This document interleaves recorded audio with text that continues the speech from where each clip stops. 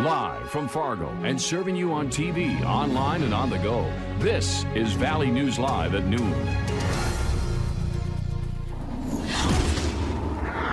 We start with a breaking news alert from the nation's capital. As we mentioned at the top of our newscast, the Senate impeachment trial of President Donald Trump is officially underway. Hi, everyone, and thank you for joining us. I'm Jordan Schreier. We're now going to take a quick live look here at what the network is covering at the Capitol to see exactly what's going on. They did recently just go for a recess, it seems. Earlier today, Senators Mitch McConnell and Chuck Schumer gave what were, in essence, opening arguments to this trial of the president.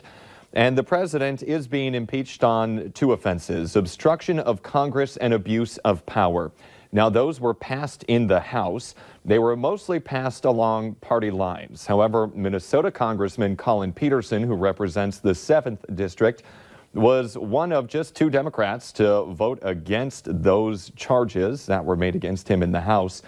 And right now, yes, they are on break, and it is Norah O'Donnell that is leading coverage of that there for CBS News.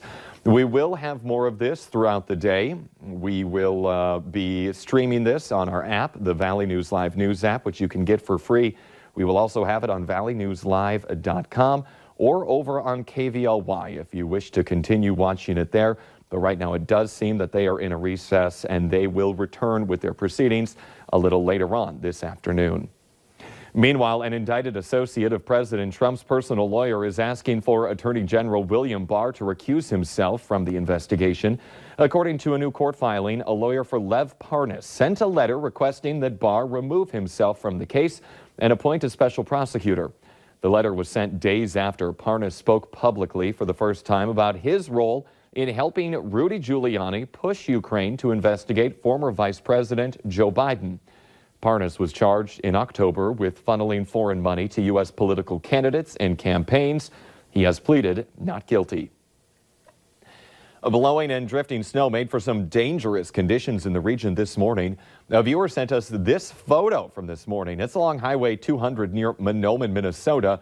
The driver says they hit the ditch and rolled because of drifts and an oncoming vehicle. That driver was okay. And the driver of a minivan can expect a citation after crashing into a school bus with students on board this morning. It happened near Arthur, North Dakota on Highway 18 around 7:30. The bus was slowing down to make a turn when the van crashed into the back of it. 2 students and 2 adults were on that bus. Luckily, none of them were hurt. The driver of the van was not seriously hurt. Taking that live look here in the metro, it is still pretty slick out there. Just on my way back from break, I saw 2 cars that were in the ditch along the interstate. So to get a check of the current condition here and around the region, let's head on over to meteorologist Lisa Green. Well, we've got some problems with that drifting snow. You just reported the slide-offs, the accidents that have happened here today, and we're still looking at drifting snow throughout the valley. This is in the Hallstead area along Highway 200, and you could see the drifts onto the road surface there. Kind of a bleak-looking view, but definitely dealing with some snowy conditions, some drifts impacting us in that area. You can see the cloud cover, too. I want to point out some of us have mostly cloudy skies, and with that blowing snow, that sun obscured a little bit too from the snow that is lofted. So here's a look at our wind speeds right now. We've got gusts out of the south into the 30s. In Fargo, we're at 33 miles per hour. I do want to point out Sisseton, though. We've got a gust of 53. We've got that wind blowing off the Sisseton hills there, and it speeds up. It's accelerating, and that's why they're having so many problems down in the Roberts County area, especially along I-29. So that's an area, if you can avoid traveling, I would suggest you do so with the conditions that are happening. Other places, of course, we've got steady speeds in the 20s. Some gusts again into the 30s, continuing into the afternoon. Visibility down across, especially the heart of the valley, but just about everywhere. We're looking at low visibility pockets with that wind picking up. Gwinner down to a mile for visibility at this point in time.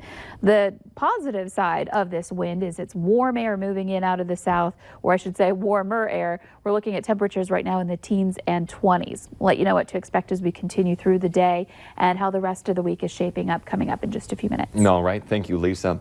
And earlier we mentioned those slick roads here in the metro. Take a look at this. This school bus slid off I-94 into the median around rush hour this morning.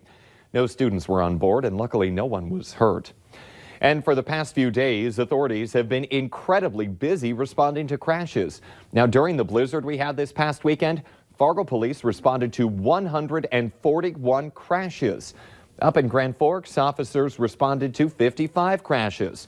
And our icy roads, they're not going anywhere. So again, slow it down when you're behind the wheel. One man is recovering from serious burns after a house fire in Frazee, Minnesota that also killed 2 dogs. It happened just after 8 o'clock last night in a home along East Main Street.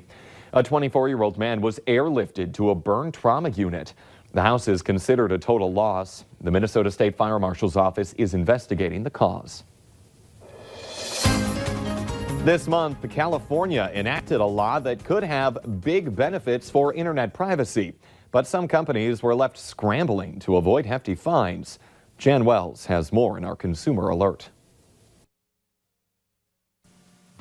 California often tries to set national policy from the West Coast, whether it's auto emission standards or clean energy or how to classify workers in the gig economy. Starting January 1st, it set the new standard for internet privacy. Know that you're going to have far more control and choice when it comes to your personal information than you've ever had. This is a law that's really unprecedented in the United States. By January 1st, companies doing business in California will have to make it clear on their home pages in this state what they do with customer data. There'll also have to be a button there so customers can opt out of those policies. They also have to make it clear to you how you can find out what data they have on you. Violators will face fines and lawsuits. Many organizations are not going to be ready. Consultant Andrew Shackstead says some companies may not realize they have to comply. Under the law, any business with at least $25 million in revenue, or which holds data on at least 50,000 customers, or which makes at least half its revenue selling customer data, has to obey the law. Your business does not have to be based in California. You just have to have at least one customer here. It's created a mini boom for the compliance industry. There's certain governmental figures that place costs at about $50,000 for compliance, all the way up to $2.5 million for compliance for this one law. Companies have been sending out emails warning Californians that change is at hand. Finally, what if President Trump, who has feuded with California over other policies, decides to step in on this one? Do not undermine the ability for us in California to protect our consumers over the internet, and do everything you can to improve on what California is already doing. As the tech capital of the world tries to protect its citizens from much of its own business model. For CNBC Business News, Jane Wells, Los Angeles. Google is already changing when and how it sends out personalized ads, and Microsoft has plans to use California's law as a blueprint for its national privacy policy.